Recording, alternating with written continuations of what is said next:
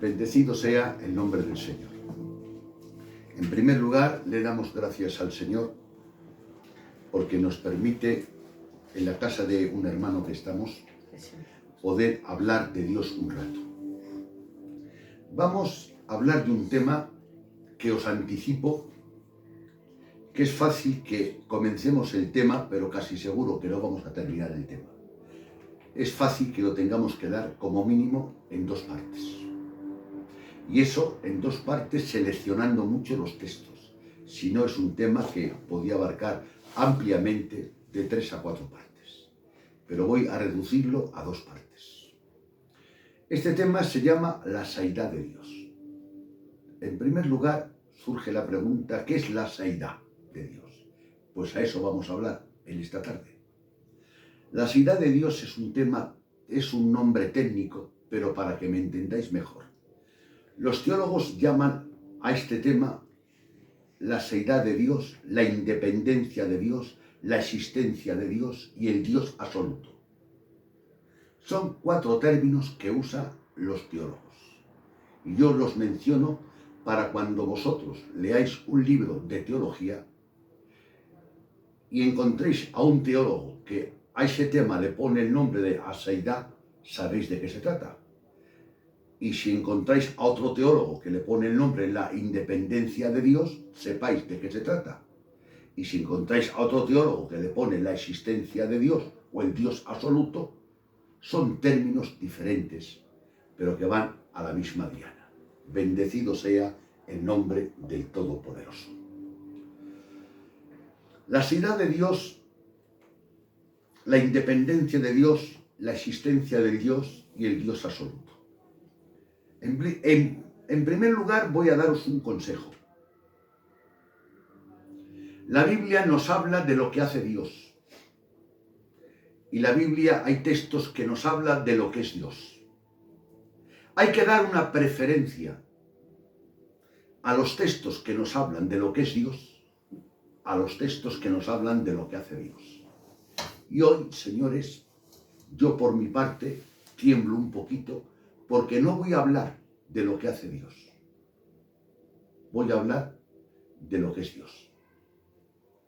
Y eso es un peldaño más. Comenzamos. Dios existe en virtud de su propia naturaleza.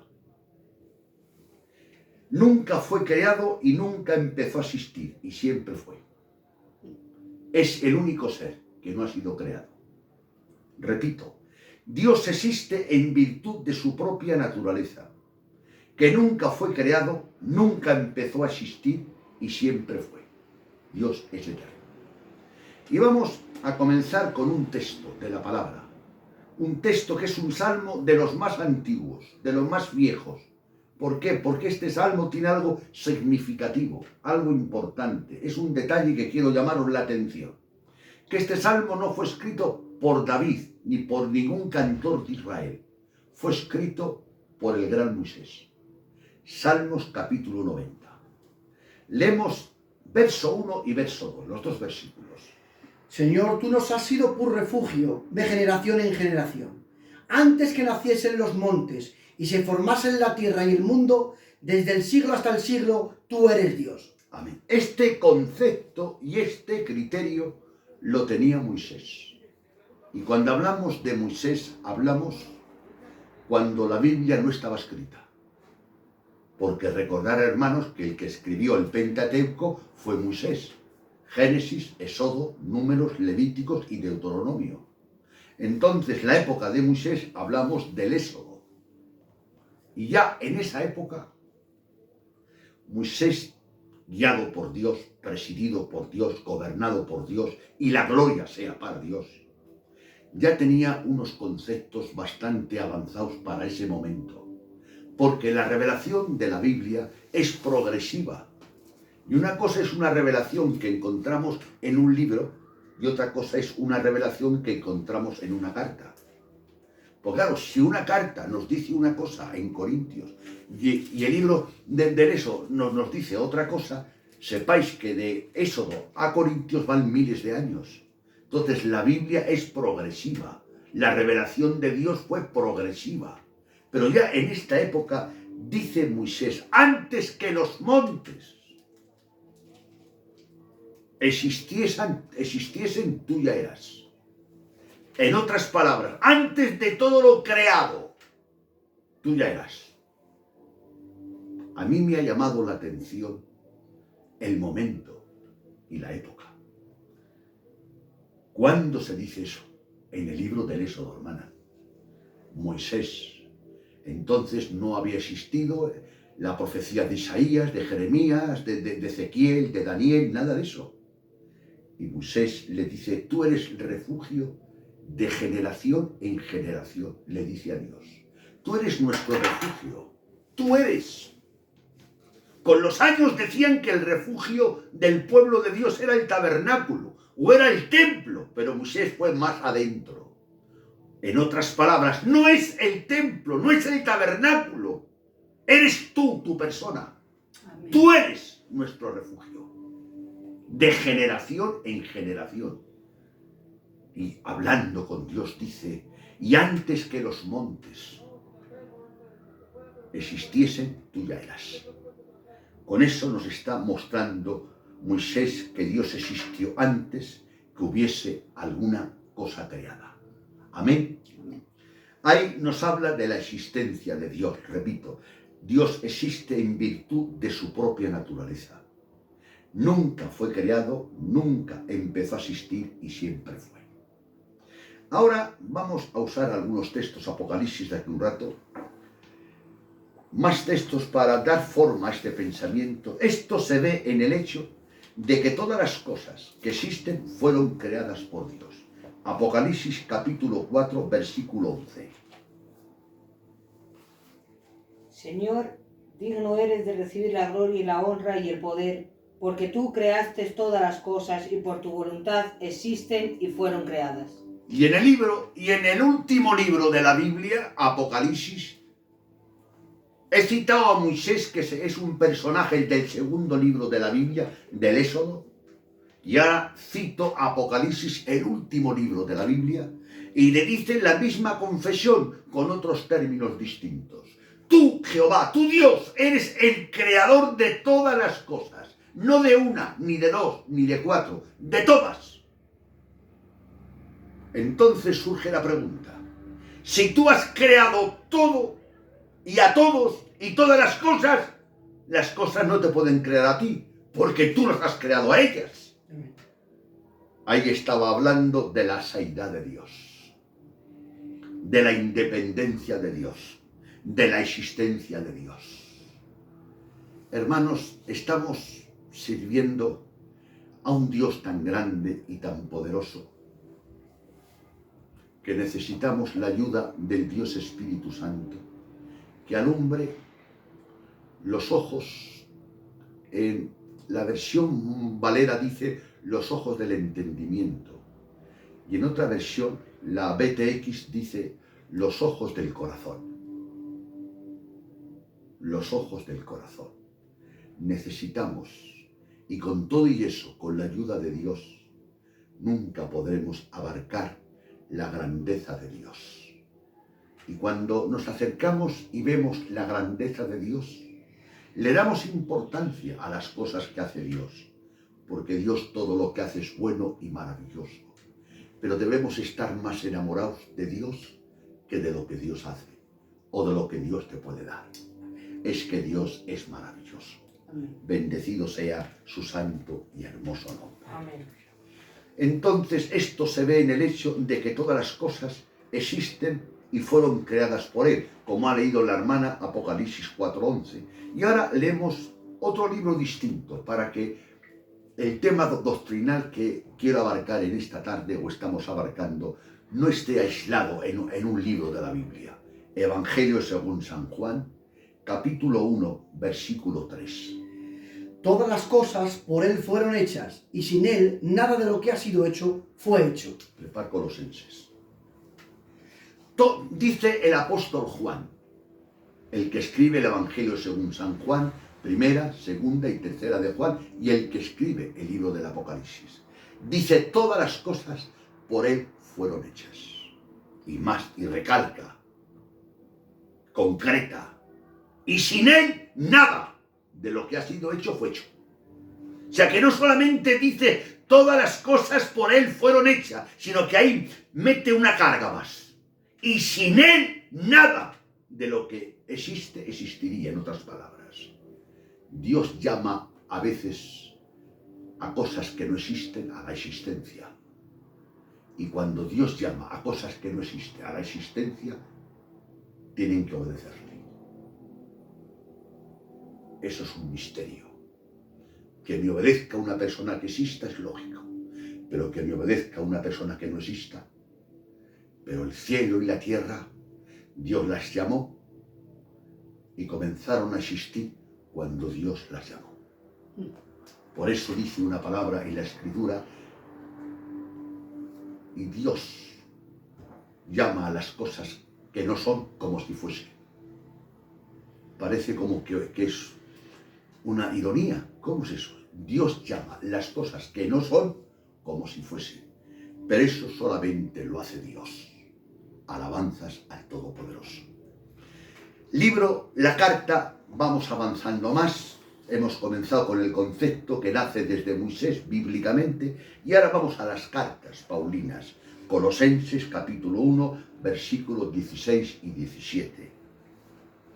Porque en Él fueron creadas todas las cosas, las que hay en los cielos y las que hay en la tierra, visibles e invisibles, sean tronos, sean dominios, sean principados, sean potestades. Todo fue creado por medio de Él y para Él. Amén. Y Pablo creo que ahí lo concluye. ¿Os dais cuenta cómo la revelación es como un abanico que se va abriendo? Por eso es tan importante ir cogiendo el hilo conductor de la Escritura. Y la propia Escritura te va guiando, te va guiando, te va guiando. Y la propia Biblia y la Escritura te va llevando a un lugar. Y desde ese lugar te manda la Biblia a abrir los ojos. Y ves lo que antes no veíamos. Y lo vemos por la gracia de Dios y por la condescendencia que tiene Dios. Dice Pablo, en Él todas las cosas fueron hechas. Y sin Él nada. Él es el creador, Él es el supremo. Entonces aquí estamos hablando de la seidad de Dios. Ahora vamos a hablar un poquito más, Éxodo 3:14, de la independencia de Dios. O sea, hasta ahora hemos hablado que Dios existe y que a Dios nadie lo ha creado jamás y que Dios siempre ha existido. Ahora vamos a hablar de la independencia de Dios. En Éxodo 3:14, Moisés vio una zarza y ante esa zarza le llamó la atención algo. Que la zarza ardiese no le llamó la atención, porque en el desierto, con la calor que hace, era muy fácil que una zarza ardiese. Lo que le llamó la atención es un detalle importante, es que la zarza ardía y no se consumía. Y observando Moisés la zarza, no había un combustible que pudiese alimentar ese fuego. ¿Y cómo un fuego sin combustible se puede alimentar? Y cuando se acerca a la zarza, oye una voz, y es la voz audible de Dios. Moisés, Moisés, quita el calzado de tus pies, porque la tierra que pisas santa es. Vamos a aclarar algo. Esa tierra no era santa. Era santa en esos momentos que Dios descendió. Y nosotros somos lo que somos por la gracia de Dios. Pero por naturaleza somos pecadores y necesitados de Dios. Señor, una tierra normal, de un monte normal, que se encontraba en el desierto, que no era un jardín de flores. Y una zarza, ¿sabéis lo que es la zarza? La zarza comenzó a existir cuando Adán pecó. Antes no existía la zarza. Los lirios sí, las rosas sí, los claveles sí, las zarzas no. Y los espinos no. Crecieron después de Adán pecar. Después de maldecir Dios la tierra. Y Dios, el grande, el bello y el maravilloso, no escogió una zarza, ni un lirio, ni una rosa, ni una flor. Escogió una zarza. Que nadie quiere una zarza. ¿Quién va a querer una zarza? Pero qué zarza, bendita zarza. La zarza tiene importancia. La zarza se ha hecho famosa. Pero yo quisiera decirle a la zarza, ¡zarza! No creas que eres famosa porque eres zarza, o porque eres bella, o porque eres bonita. Es porque el Dios de la gloria descendió en una zarza. Amén. Y ante la zarza Dios habló. Y Moisés obedeció y se descalzó, se doblegó y escuchó la voz de Dios. Hermanos, somos personas normales y corrientes. Somos pecadores, somos uno más. Pero en su gracia, en la gracia de Dios nos ha llamado. Hemos recibido a Jesucristo como Salvador de nuestra vida y nos ha limpiado. Y la gente debe ver, no la zarza, debe ver al Dios que habita en la zarza. Otra vez Dios, en vez de comparar una zarza, inspirado Pablo por el Espíritu Santo, dice, tenemos este tesoro en vasos de barro. Ya ves, un vaso de barro, no dice un vaso de lujo, un vaso de barro. ¿Y por qué un vaso de barro? Para que la excelencia no sea ni del vaso de barro ni de la zarza, que la excelencia sea de Dios. Y si leemos la biografía de grandes hombres de Dios, vemos que Dios les usó y vemos que hicieron cosas maravillosas de Dios, pero vemos fallos garrafales y feos y asquerosos, porque eran al cabo y al fin, hermanos, zarzas, vasos de barro. Y a veces es necesario pensar eso, porque cuando hablamos de Dios y nos acercamos a Dios y vemos su grandeza y su belleza, la grandeza de Dios nos revela nuestra miseria. Y ahí se cumple una palabra que Jesús dijo, y Jesucristo era Dios. Bienaventurados los pobres en espíritu. ¿Qué es un pobre en espíritu, hermano Machaco? Un pobre en espíritu es el que reconoce la grandeza de Dios, reconoce la miseria de Él y actúa en consecuencia. Ese es un pobre en espíritu. Es el primer peldaño de la escalera para conseguir algo de Dios. Bendecido sea el nombre del Todopoderoso. Y estando cerca de la zarza le preguntó Dios, le preguntó el hombre a Dios, le pregunta y le dice, porque Dios le dice que vaya a Egipto con un mensaje y con una misión a Moisés, ya sabéis, liberar al pueblo de Israel de manos de Faraón. Y le dice, y cuando me pregunten,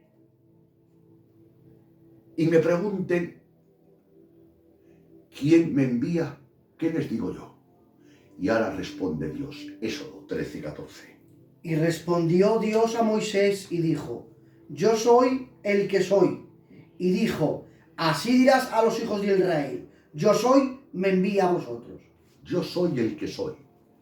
En el mensaje de la zarza está diciéndolo Dios. Como la zarza arde y no hay quien la alimente. La zarza está ardiendo, no se consume. Es un fuego que no baja y no lo alimenta nadie. Se alimenta por sí solo. Así soy yo. Yo soy el que soy. Los teólogos, yo mismo he escuchado y estudiado a algunos teólogos, no a uno, a varios, y hablan del estudio de los nombres de Dios. Adonai, Yahvé, Jehová, muchos nombres, y cada nombre revela algo hermoso, algo maravilloso de Dios.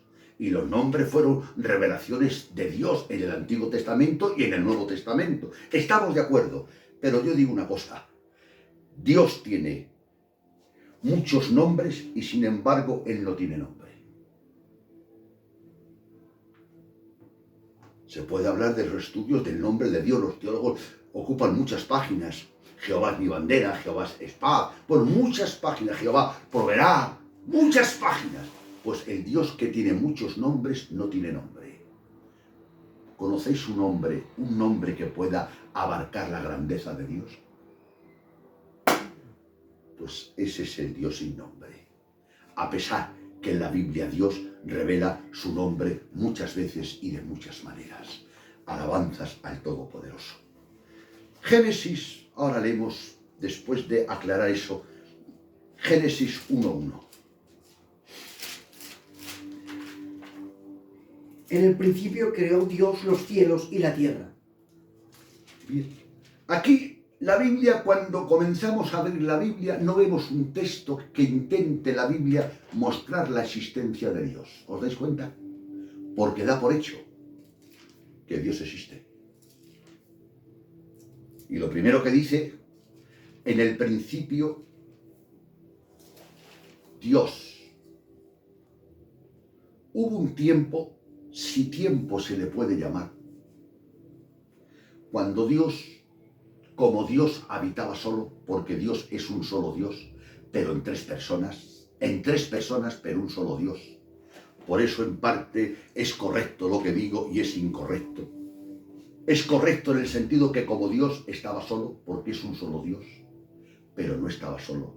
Había tres personas en su naturaleza, el Dios Padre, el Dios Hijo y el Dios Espíritu Santo. Cuando no había nadie, no existían los cielos, ni la tierra, ni los mares, ni el río, ni el hombre, no existía nada. Y Dios estaba completo y satisfecho en sí mismo. Dios no creó porque tuviese necesidad. Amén. Es que algunos hermanos dicen que Dios creó porque tenía necesidad, porque estaba solo. No estaba solo, porque el Dios Padre estaba con el Dios Hijo y el Dios Hijo estaba con el Dios Espíritu Santo. No estaban solos. Dios no creó porque tuviese necesidad. Creó porque quiso crear. Amén. Para manifestar su gloria.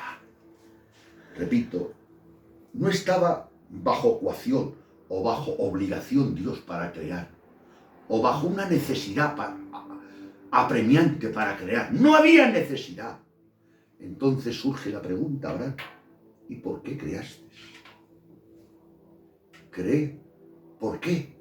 Pues vamos a que nos responda Dios, porque lo que yo responda puede ser acertado o menos acertado. Efesios capítulo 1, versículo 11 y 12. Efesios 1. 11 y 12. En él asimismo tuvimos herencia, habiendo sido predestinados.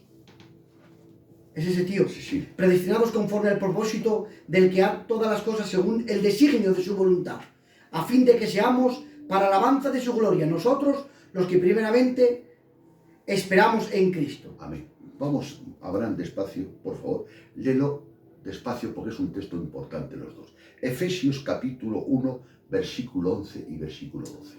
En él asimismo tuvimos herencia, habiendo sido predestinados conforme al propósito del que hace todas las cosas según el designio de su voluntad, a fin de que seamos para alabanza de su gloria, nosotros los que primeramente esperamos en Cristo. Amén. O sea, que todo lo hizo conforme al designio de su voluntad. Eso lo dijo Pablo en la carta a los Efesios. Gloria a Y Dios. dice el motivo, para su gloria. Para su gloria. O sea, la creación la hizo para su gloria. La redención para su gloria. La salvación del hombre para su gloria. Y todo lo que se mueve debe darle la gloria, la honra y el respeto a Dios. Bendecido sea el nombre del Todopoderoso. Gracias. Job busca 41. En otras palabras, hermanos, voy a ir reduciendo despacito. Dios no nos necesita. A nosotros, ni a nada, ni a nadie. Repito, Dios no nos necesita. Y yo he oído a gente con un buen corazón, no me cabe duda, y con una buena intención, tampoco me cabe duda, predicando e intentando animar a la gente con argumentos que no nos apoya la Escritura. Dios te necesita. No, hermano. Dios no ha necesitado nunca a nadie. Ni antes, ni hoy, ni mañana. Nosotros sí. Nosotros le necesitamos más que el pan que nos llevamos a la boca. Dios no nos necesita a nosotros, ni a nada del resto de la creación de que Dios ha creado. Y para respaldar esto hay muchos textos. Voy a citar uno. Job 41:11. ¿Quién me ha dado a mí primero para que yo restituya? Todo lo que hay debajo del cielo es mío. Dice, ¿quién me ha dado a mí para que yo le pague? ¿Quién? Si todo lo que hay es mío. ¿Os dais cuenta? Entonces es bonito. No quiero que te ofendas, hermano. Dios no te necesita y Dios no me necesita, pero yo necesito a Dios. Concretando, Dios no es deudor de nadie. A mi hermana no me debe Dios nada, pero yo a Él le debo todo. O sea, Dios no está empeñado en mí, yo sí que estoy empeñado en Él, hasta los ojos. Y es que a veces actuamos y hablamos de una manera que parece como que le estamos haciendo un favor a Dios. A Dios tú no le haces ningún favor. Dios te usa para su gloria y manifiesta su gloria y te bendice y bendice a los demás por medio de ti, pero es para su gloria, pero no te necesita, ni me necesita, ni nos necesita. Quiero aclarar eso. Dios no necesita a nadie. Y no quisiera oír ya decir en los púlpitos, Dios te necesita. En Él no. En Él eso es incierto. Por eso a este mensaje le hemos llamado la seidad de Dios, la independencia de Dios, la existencia de Dios, el Dios absoluto. Nadie jamás ha contribuido para Dios dándole algo que no haya recibido antes. Leo un texto, leemos 2 textos y si queréis ya lo dejamos. Juan 3, 27 y Hechos capítulo 17. Naza tú. Hechos capítulo 17, verso 24. Y tú, hermano Abraham, Juan 3, 27. Respondió Juan y dijo: no puede el hombre recibir nada si no le fuere dado del cielo. No puede el hombre recibir nada si no le fuere dado del cielo. Nada. Y cuando Dios dice nada, es nada. Y para esas palabras están escritas en el Evangelio según San Juan, capítulo 3, verso 27. Y ahora para confirmarla, y vamos a cerrar el pensamiento y seguimos otro día, Hechos capítulo 17, versículo 24 y 25. Palabras que dijo el apóstol Pablo en el Areópago de Atenas. Hechos 17, 24 y 25. El Dios que hizo el mundo y todas las cosas que en él hay, siendo Señor del cielo y de la tierra, no habita en templos hechos por manos humanas, ni es honrado por manos de hombres, como si necesitase de algo, pues Él es quien da toda la vida, aliento y a todas las cosas.